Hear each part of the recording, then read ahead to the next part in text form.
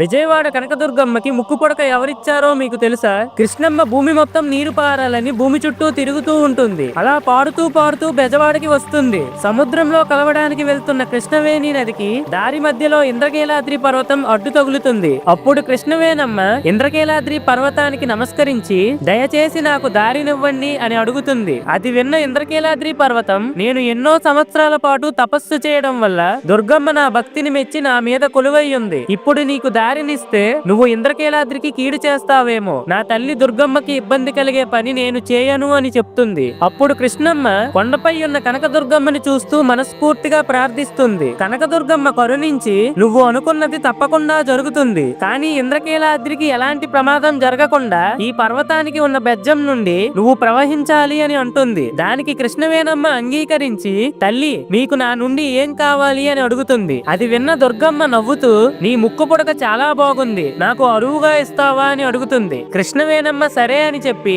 తన ముక్కు పుడకను తీసి దుర్గమ్మ చేతిలో పెట్టి ఇలా అంటుంది, కలియుగం అంతమయ్యే సమయంలో నేనే కొండ మీదకు ఎగసి నా ముక్కు పుడకను తిరిగి తీసుకుంటాను అని చెప్పి ఇంద్రకీలాద్రికి ఉన్న బెజ్జం ద్వారా ప్రవహిస్తూ సముద్రంలో కలిసిపోతుంది. ఫ్రెండ్స్, జై కనకదుర్గమ్మ అని కామెంట్ చేయండి.